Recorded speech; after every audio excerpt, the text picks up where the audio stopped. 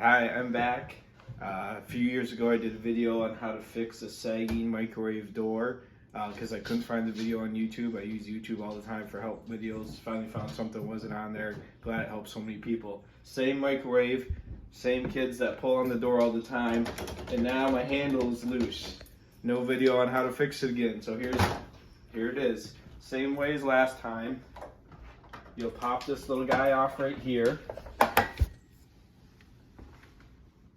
Then you can lift the door up. And last time we put rivets in there to hold the door. This time, come over here. There's a little spot right here that's indented. And you'll take a flathead screwdriver. And you can use a putty knife or whatever to kind of hold things, but just slowly go around this little bezel here. You gotta be really careful right here because the plastic's very, very thin. But if you lift this up, it'll just sort of work its way out. All those little clips. Take that off, and now look right down here.